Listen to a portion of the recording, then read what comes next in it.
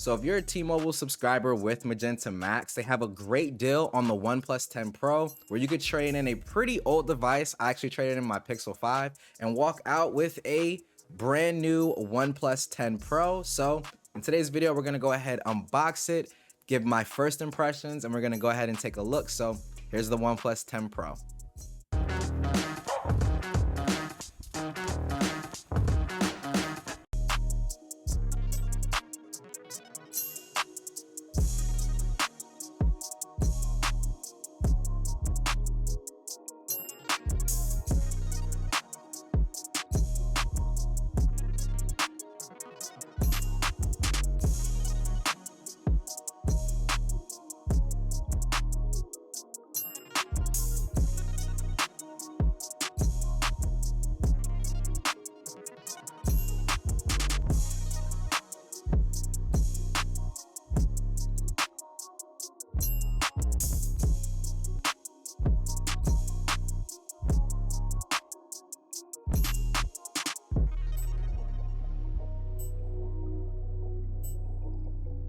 So here we are with the OnePlus 10 Pro, and first and foremost, if you guys already know the date and time, you know we just finished up the live stream. Quick plug to the Ike'sTechTalk weekly live stream. Go check that thing out, man. We literally just sit back, relax, and have a good time talking sometimes things inside of tech and outside of tech. So quick plug there, but anyway, getting right into the OnePlus 10 Pro, just some first impressions, man. And already off the bat, we can just talk about some hardware aspects, right? So OnePlus already absolutely kills it when it comes to that bad boy right there. Let me get that in focus for y'all.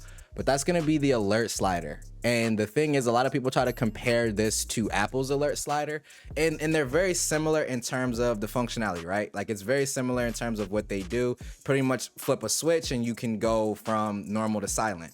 But OnePlus takes that to the next level because you're here on your normal mode. You click once, you got vibrate.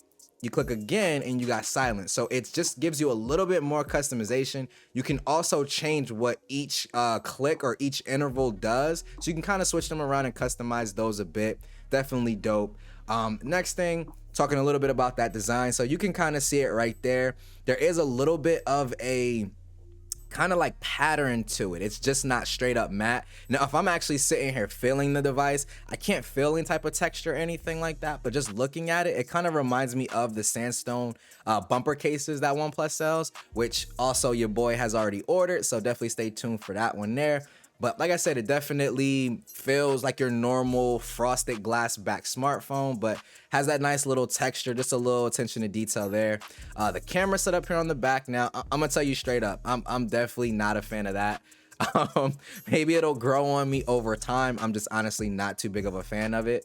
But in all honesty, man, once I put a case on it, I honestly don't look at the back of my phone all that often. So not too worried about that in that regard. Always on display, which is pretty much a staple at this point on all Android phones for the most part. So looking good on deck. Now, fingerprint sensor definitely feels super fast. Definitely feels reliable. I will say in terms of the speed, it does feel like maybe it's a hair bit faster than what you would get on, say, like the Pixel 6 Pro, but a hair bit slower than the S22 Ultra's ultrasonic fingerprint sensor. So like I said, you can kind of see me unlocking it there. I'll bring in the Pixel 6 Pro just for some reference. Try to do these both here at the same time. So you can see just a little bit faster on the OnePlus 10 Pro. Nothing too crazy, man. As long as it's accurate and I can get into the device, generally don't care. So like I said, both get me in. I'm good in that regard. Also wanted to talk about really quickly too, just ultimately the fluidity of, and I still don't like that. I just feel like sometimes I'm trying to swipe down and I can't get out of that. I don't know why, but anyway, the overall fluidity of this is Oxygen OS on top of Color OS. It is really, really fluid. And the thing that I like about too is that they actually give you an option to speed up animations, not doing the whole 0.5 trick that you do on other Android devices, but something to make the animations faster, but keep that same level of fluidity and smoothness. So I really, really, really, really enjoy that.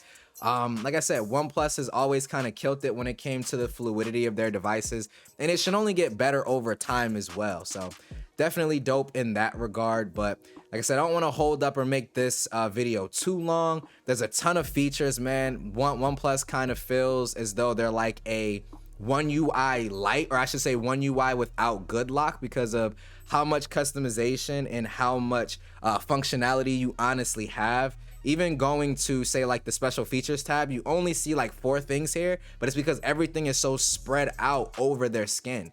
You can go into say like personalization. You can change your actual icon pack within the native launcher. You don't have to use a third-party launcher. Things like that. Your always on display. You got your whole canvas settings, your colors. You can change your font, your fingerprint sensor animations. Like, you can change so much on this device out of the box without having to do a lot. This is a setting I was talking about with the app animation speed. I set mine to fast. You can change that however you see fit. I also love the double tap to sleep. Samsung has that as well. Google, I still don't know why you don't allow people to do that. That just seems like such a dope feature to have. I don't know. I don't know why that's not a thing. But anyway, like I said, just a ton of functionality, man, a ton of features while still feeling smooth and fluid. One of the things that bug me to no ends when it comes to Samsung devices is that while yes, you have a ton of features, more features than pretty much anybody knows, what to do with, but a lot of that comes with, the cost of overall fluidity, animations, even changing the animations to that 0.5 scale always makes them feel super abrupt and kind of just not choppy, but just like boom, bam, in your face. And it just doesn't feel fluid. It doesn't feel good, right? In a world where pretty much every other manufacturer has figured out animations, Samsung, you got to step it up in that regard, right? Now, like I said, I'm not gonna change this into a Samsung bashing or anything like that, man. But like I said, just some general first impressions, some things that I can say I already do like about the device. Also, you can kind of see my fat man stomach hanging out right there. But also, man, just in terms of the camera, no shutter lag in the camera is major for me. Being able to capture moments like that where I'm sitting there tickling my son and he's squirming and moving around and all of that other good stuff, man. And it captures it crisp, in focus, no blur, right? Like I said, it's just, for me, it's always been the small things. I'd rather have a more polished, fluid experience than having every, feature under the kitchen sink. Now, that's not to say that I prefer this device over the S22 Ultra. I haven't had this phone, long enough to make that determination, or even to say if I like this, phone or love this phone, in particular. I'm still very much in the honeymoon phase, but like I said, as of right now, man, I'm already seeing some things that I like. So I'm gonna go ahead and finish getting this set up, get this thing set, put to good use, get you guys some content on it, because super excited to be bringing you guys coverage on this OnePlus 10 Pro. So that's gonna do it for this one, guys. But again, OnePlus 10 Pro, first impressions, man, super solid, super dope. If you can catch that T-Mobile deal and you meet those requirements, check them out, man. Super good device, and you can technically get it for free. So that's my unboxing and first impressions of the OnePlus 10 Pro, but I want to know what you guys think down in the comment section below. But as always, this is Ike'sTechTalk. I'll catch you all in the next video. Peace out.